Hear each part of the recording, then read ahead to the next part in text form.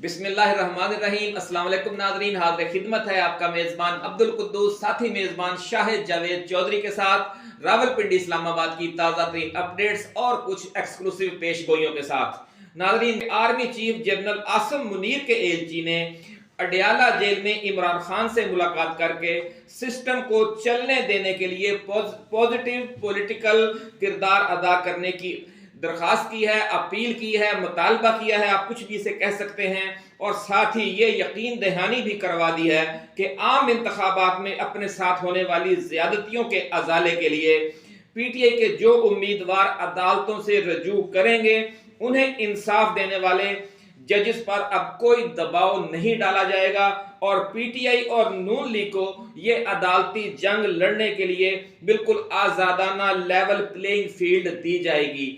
ये जो एलची बनकर गए हैं, जरा ये कह रहे हैं कि वो हाजिर सर्विस जर्नल हैं, बहुत ताकतवर जनरल हैं। वो कौन है वो आज हम आपके साथ डिस्कस करेंगे कि उन्होंने वो क्या शराइत लेकर गए और जवाब में इमरान खान ने क्या 3 मुतालबात रखे।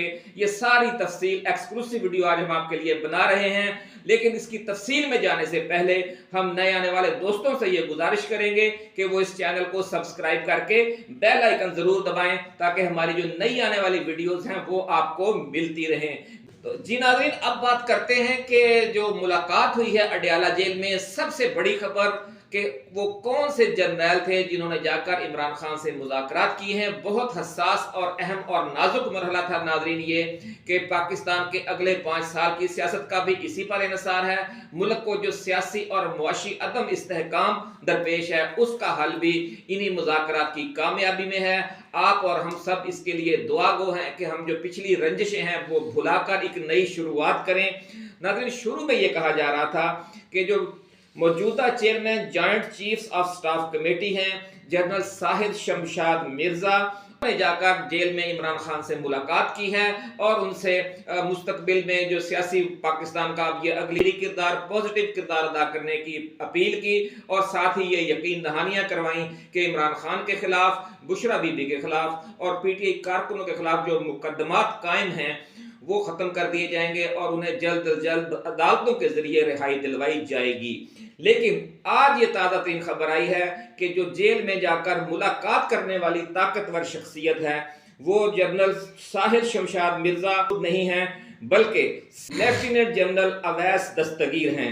नाज़रीन, CGS chief of general staff है जो आर्मी चीफ का नंबर 2 होता है। उनसे पहले जो लेफ्टिनेंट जनरल मोहम्मद सईद थे वो सीजीएस थे।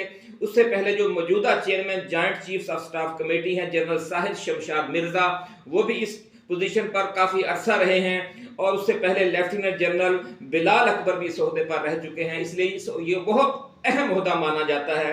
सीजीएस नाज़रीन आर्मी चीफ के बाद असर और रसूख में दूसरे नंबर पर होता है पूरी फौज में, जो ऑपरेशनल और इंटेलिजेंस मामलात की निगरानी करता है। डायरेक्टोरेट ऑफ मिलिट्री ऑपरेशंस और मिलिट्री इंटेलिजेंस बराह रास्त सीजीएस की कमान में होते हैं। इसलिए हम ये कह सकते हैं कि जो पैगाम लेकर गए हैं आर्मी चीफ के एलची की हैसियत से जनरल अवैस दस्तगीर, वो सिर्फ आर्मी चीफ के एलची नहीं थे बल्कि पूरी फौज के, पूरी एस्टेब्लिशमेंट के एलची बनकर वहां गए हैं। उनके बारे में यह कहा जाता है मेजर जनरल की हैसियत से जनरल अवैस दस्तगीर डीजीएमआई भी रहे हैं, बहुत अहम होता है आप समझते हैं, और 58वीं मिलिट्री आर्मर्ड कोर की भी उन्होंने कमान की है बतौर मेजर जनरल। तो ये थोड़ी सी हमने आपको तफसील बताई कि किस तरीके से जो शख्सियत गई है वो कितनी अहम और हसास है और वो जो गुफ्तगू जिसने जाकर की है और जो शराइत पेश की हैं, जो ताउन मांगा है और जो ताउन देने की यकीन दहानी करवाई है वो भी बहुत अहम है।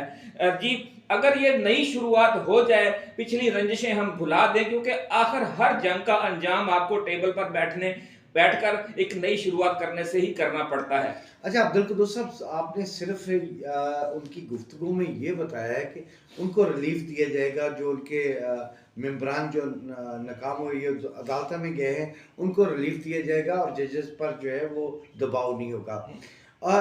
इमरान खान की तरफ से क्या जवाब आया है और अगर पुरानी रंजिशें ख़त्म हो जाए, मुल्क को तरक्की की राह पर गामजन करने के लिए तमाम ताकतें एक पेज पर आ जाए, तो ये मुल्क जो है, मुल्क के गरीब आदमी की भी हालत सुधरेगी बेशक, ये सही बात। मुल्क की माशी हालत भी सुधर जाएगी। अच्छा शाह साहब, ये बताया जा रहा है कि इमरान खान को जो पेशकशें की गई हैं उनमें अदालतों में जमानतों के जरिए उनकी और बुशरा बीबी की रिहाई, खैबर पख्तूनख्वा में पूरी आज़ादी से हुकूमत चलाने में भी कोई मुदाखलत नहीं की जाएगी और मरकज में पीटीआई को अपोजिशन का भरपूर किरदार अदा करने का मौका दिया जाएगा।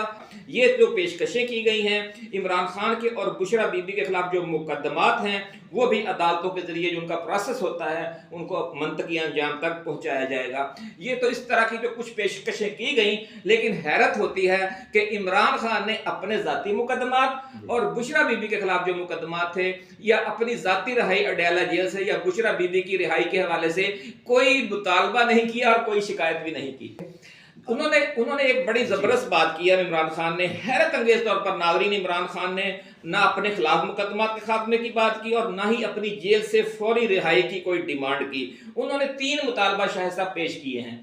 पहला मुतालबा उन्होंने ये किया कि जो फौज है वो अब जो उसने करना था कर लिया, वो हमारे बारे में जो उसे शिकायत है वो भी भूल जाए और हमें जो फौज से शिकायत है हम भी भूल जाते हैं। अब एक नई शुरुआत करते हैं। अब फौज सियासी अमल से खुद को बिल्कुल अलग कर ले और पीटीआई को और पीडीएम को आज़ादी से एक दूसरे का सियासी अंदाज से मुकाबला करने दे ताकि मुल्क में जो जमहूरियत है वो फरोग पाए। मैं दूसरी शर्त सुन ले इमरान खान की। उन्होंने शाह साहब ये कहा है कि पीटीआई को 8 फरवरी को जो पीटीआई को अवाम ने मैंडेट दिया है इसका एहतराम किया जाए। बड़ी अहम शर्त है फार्म 45 के मुताबिक। हाँ, उन्होंने कहा कि वो तमाम कौमी व सूबाई हल्के जो फार्म 45 के मुताबिक पीटीआई जीत चुकी है और जहां पर जो मुस्तरद किए गए वोट हैं उनकी तादाद पीटीआई के जो उम्मीदवार हारा है उस पर जो बरतरी हासिल दी गई है मुखालफ को उससे ज्यादा है। ये 2 चीजें उन्होंने कहा है कि आप उन पर इंसाफ करें तो हम आपके साथ मुकम्मल तावन करने के लिए तैयार हैं। ये दूसरी शर्त थी।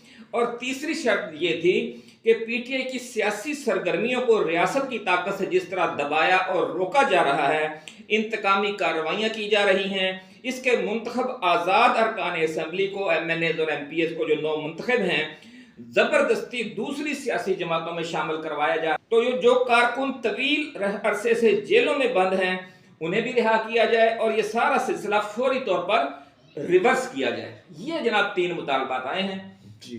आप क्या समझते हैं कि क्या ये मुतालबात पेश करके उन्होंने एक जायज बात नहीं की, यानी वो खुद इन मुतालबा से, क्या आप ये नहीं समझते कि वो ऐसे मुतालबात रखना चाहते हैं कि जो मंजूर किए जा सकते हों और इसका मतलब ये है कि वो खुद चाहते हैं कि एक नई शुरुआत की जाए? जी बिल्कुल, ये बड़े जायज मुतालबात हैं। हाँ जी। और अगर पीटीआई जो है वो अपोजिशन में और पुरअमन तरीके से इस हुकूमत को भी चलने दे तो मुल्क जो है माशी तौर पर बहुत बेहतर हो सकता है। तो और जो है, लेकिन सवाल वही है कि क्या ये वज़ीर-ए-आज़म का कैबिनेट जो है वो डिलीवर कर सकेगी?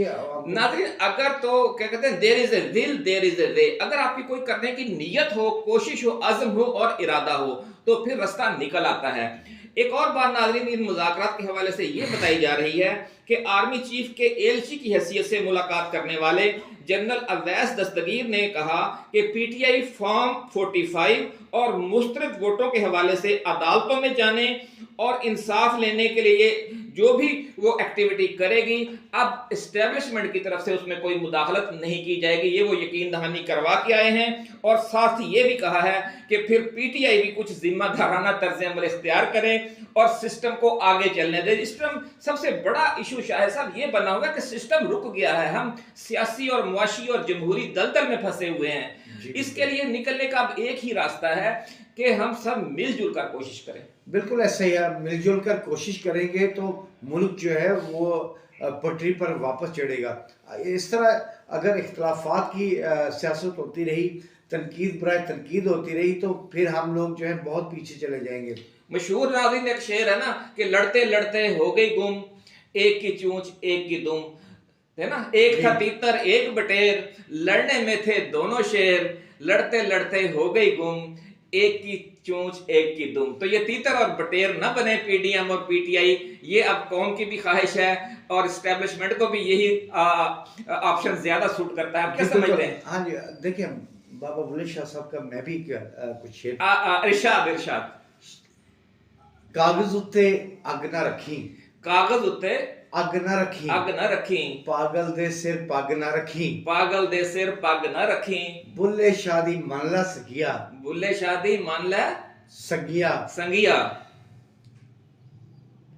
अब अड़ गए हैं, आप थोड़ा याद कर लें। बुल्ले शादी मान ले संगिया, संगिया।